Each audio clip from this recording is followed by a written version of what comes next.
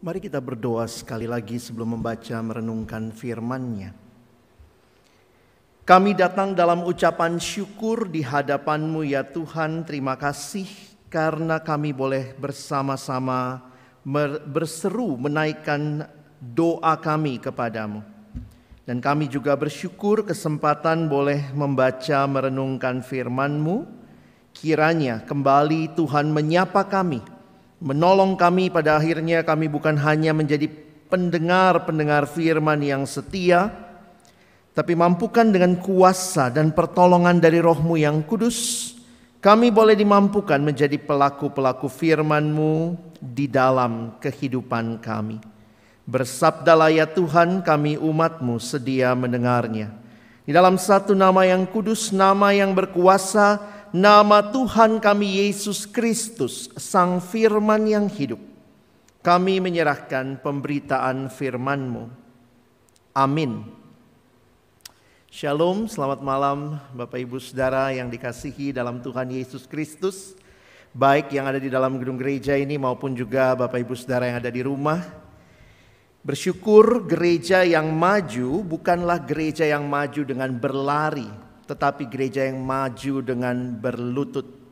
Dan kiranya kesempatan berdoa seperti ini bukan hanya kebiasaan, bukan hanya rutinitas, tapi benar-benar penyerahan diri kita, gereja kita kepada Tuhan. Hari ini kita akan melanjutkan bagian untuk memahami apa yang menjadi karakter manusia yang baru di dalam Kristus. Saya menyiapkan satu PowerPoint buat kita untuk bisa kita perhatikan. Hari ini kita bicara manusia berduka cita. Wah, ini bagian dari Matius pasalnya yang kelima, ayat yang keempat. Tapi saya ingin ajak kita kembali baca dari ayat yang kedua, supaya kita tetap ingat ini adalah khotbah Yesus di bukit.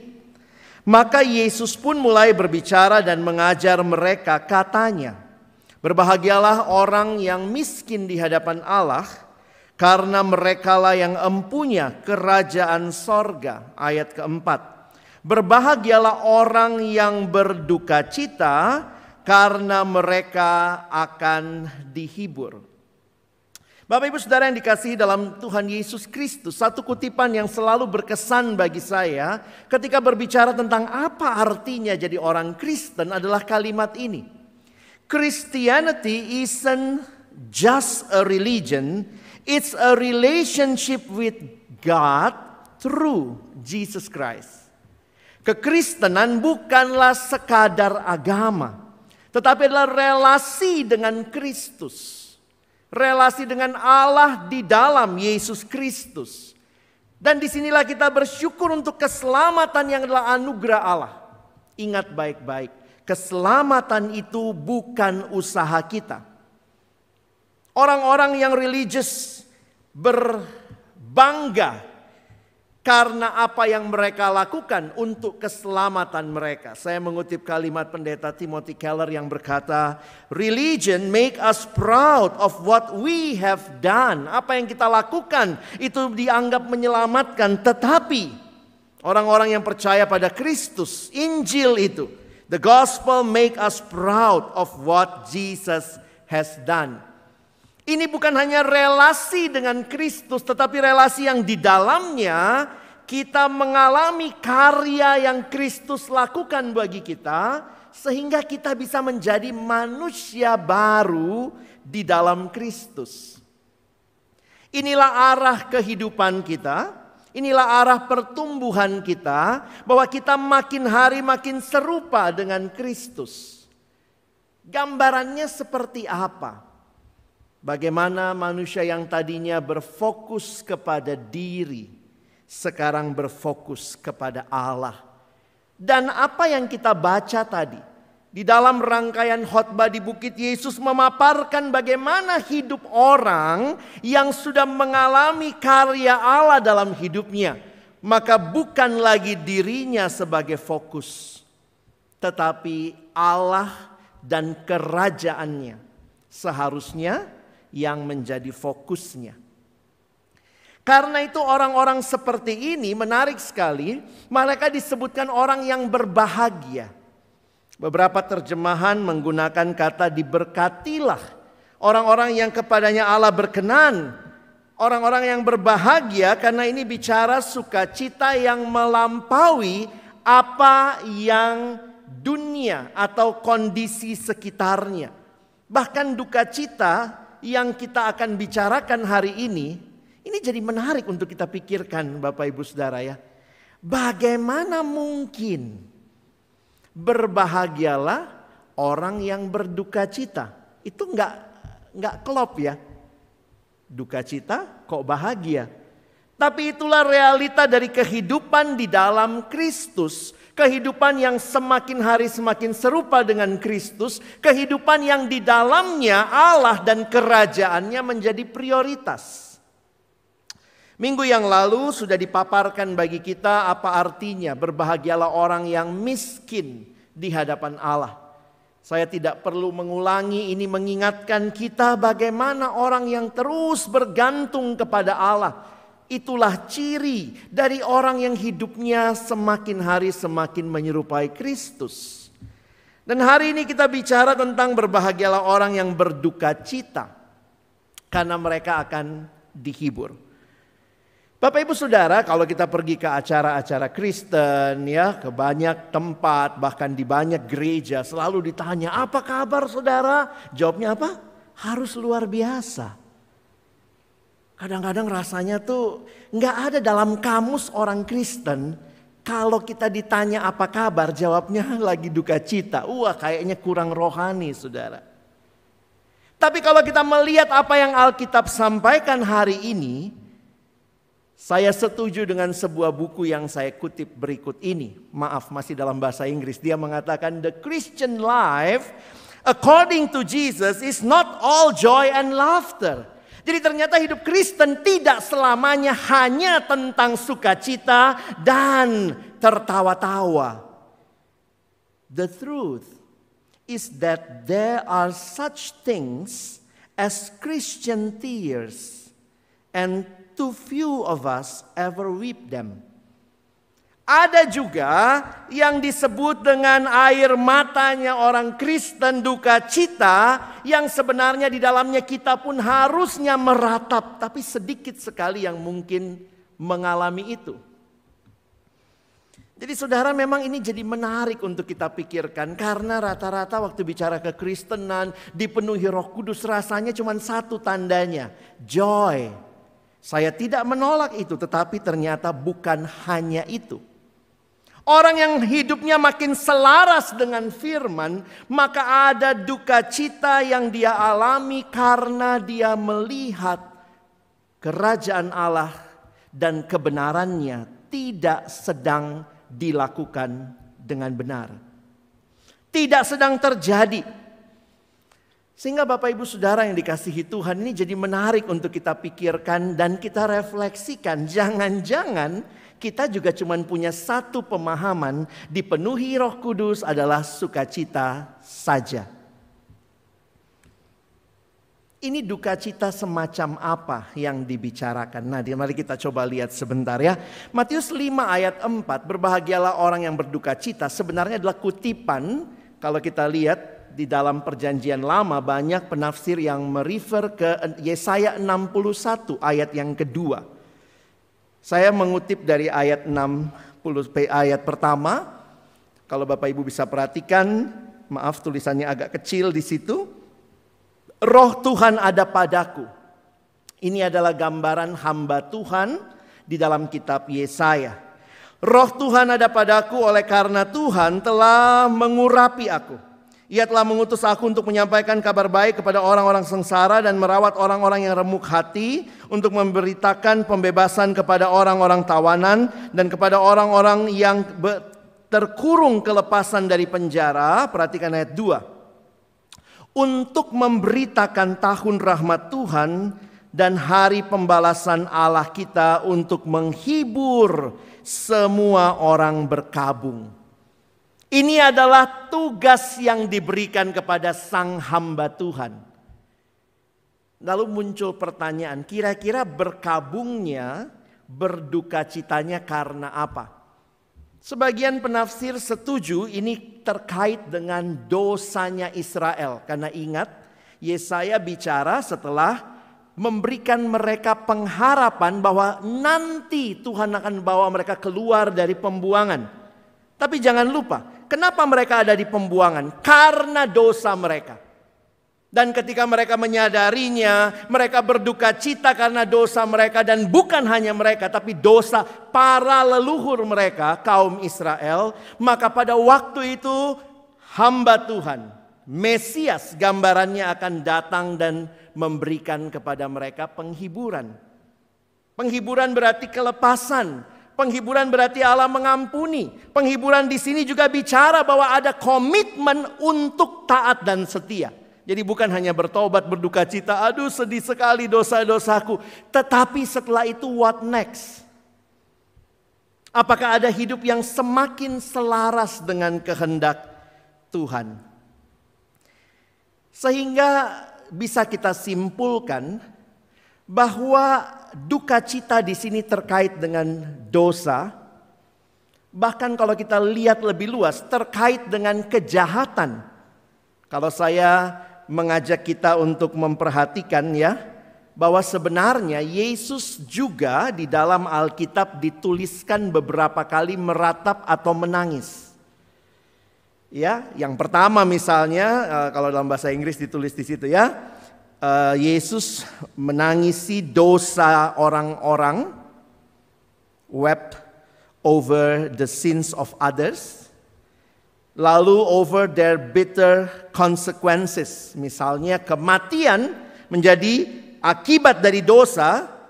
Dan juga dari konteks Yerusalem yang tidak mengakui atau menolak Yesus ya. Jadi kalau kita lihat Yesus menangis melihat Yerusalem pada waktu itu.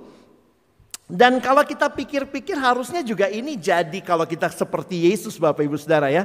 Apakah memang juga duka cita seperti ini mewarnai juga kehidupan kita?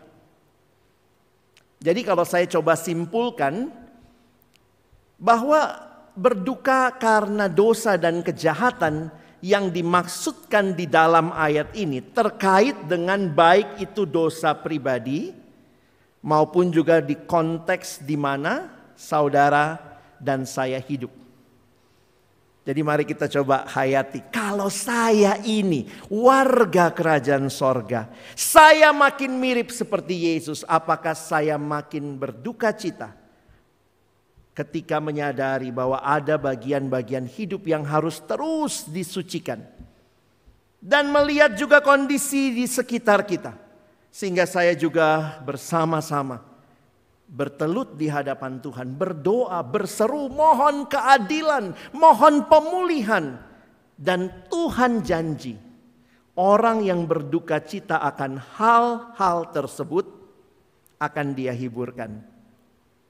Ada penghiburan yang saya yakin Tuhan berikan sekarang, tetapi juga dalam pengharapan eskatologis, khususnya menghayati bahwa semua ini pada akhirnya akan kembali di dalam order yang sesungguhnya pada akhir zaman waktu Kristus datang kedua kali. Karena itu kita masih berdoa. Di dalam doa Bapa kami, datanglah kerajaan-Mu.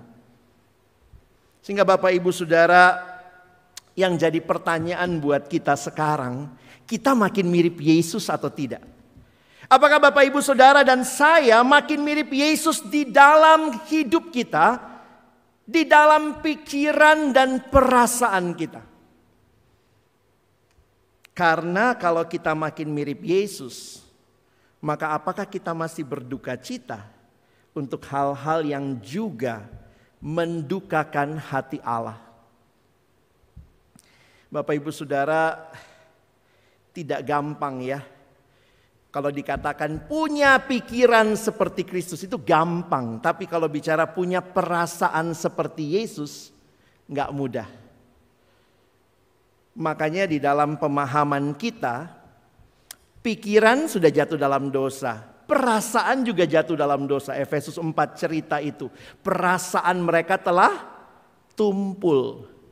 Pertanyaannya, apakah kita yang ada di dalam Tuhan makin dibaharui perasaan kita?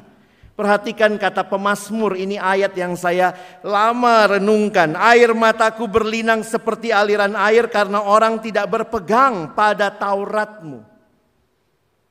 Apa yang membuat pemazmur air matanya berlinang seperti aliran air? Mungkin pertanyaan sederhana begini, kapan terakhir kali Bapak Ibu Saudara menangis? Saya nanya sama anak sekolah ya, kapan terakhir kamu nangis? Tadi pagi Kak, kenapa? Kejepit pintu. Ya itu juga bisa bikin nangis ya. Tetapi kapan terakhir kali kita menangis melihat orang tidak hidup dalam kebenaran firman? Saya banyak pelayanan ke anak sekolah, siswa. Saya bilang begini, kamu lihat temanmu nyontek, apa responmu? Kalau kamu makin mirip Yesus, harusnya lihat teman nyontek apa? Perasaannya apa? Kalau pikirannya udah tahu nyontek salah, perasaannya ikut nggak? Oh tidak benar, oh sedih sekali lihat teman tidak pegang firman Tuhan.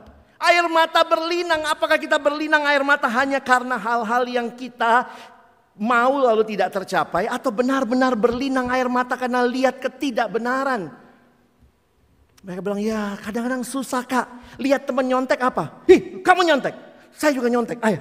Charles tos, bareng-bareng nyonteknya. Jadi bukannya berlinang air mata. Bapak Ibu Saudara lihat orang korupsi gimana di bangsa kita. Karena koruptor diperlakukan seperti selebriti ya.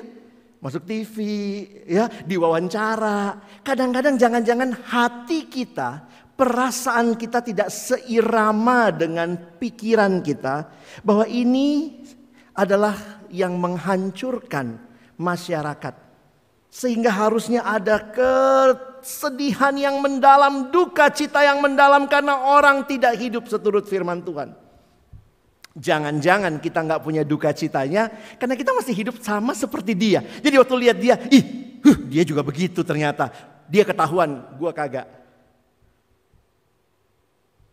Apakah masih ada kesedihan yang tentunya wujud nyatanya adalah berlutut, berdoa, mohon Tuhan baharui. Paulus juga begitu. Dia bilang seperti kerap kali kukatakan kepadamu dan kunyatakan pula sekarang sambil menangis. Banyak orang hidup sebagai seteru salib Kristus.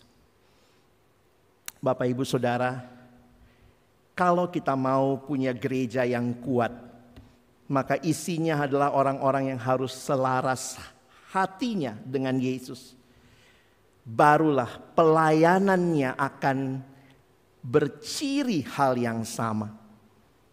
Kalimat berikut menutup khotbah saya. We must have a strong inner life of fellowship and intimacy with Jesus if we are going to have a strong outer life of ministry. Bukan hanya di luar kelihatan bagus, tetapi harusnya mulai dari setiap jemaat yang hatinya, yang hidupnya, yang pikirannya, yang perasaannya makin mirip dengan Kristus. Sehingga merindukan melalui gereja bersama-sama kita membangun kerajaan Allah di dunia ini. Bersukacita untuk hal-hal yang menyenangkan hati Tuhan, tetapi juga berduka cita untuk hal-hal yang mendukakan hati Tuhan. Dan pegang janjinya, Tuhan akan hiburkan kita di dalam waktu dan kehendaknya. Maka pertanyaannya, bagaimana dengan saudara? Manusia yang makin mirip Yesus, membangun kerajaan Allah, dia berduka cita. Dan kiranya kita juga mengalami hal itu. Amin. Mari berdoa. Terima kasih untuk firman-Mu ya Tuhan. Jangan biarkan pikiran, hati kami, perasaan kami makin mirip dunia. Bahkan ikut bersukacita untuk ketidakadilan, ikut bersukacita berpesta pora dalam dosa. Tetapi biarlah kami makin mirip dengan Engkau ya Kristus, yang hatimu hancur melihat manusia yang hidup jauh darimu, dan bahkan melayani mereka untuk boleh dikembalikan ke dalam citra Allah yang sejati. Terima kasih karena hari ini kami boleh belajar satu aspek baru lagi di dalam hidup kami beriman kepada Kristus. Duka cita yang kudus, karena di dalamnya kami dijanjikan Tuhan menghibur, Tuhan menguatkan, Tuhan mengampuni, Tuhan menyucikan, dan Tuhan memakai kami bagi pekerjaan pembangunan tubuh Kristus. Kami bersyukur, tolong kami bukan hanya jadi pendengar firman, mampukan kami jadi pelaku-pelaku firman-Mu. Di dalam nama Tuhan Yesus kami sudah berdoa. Amin.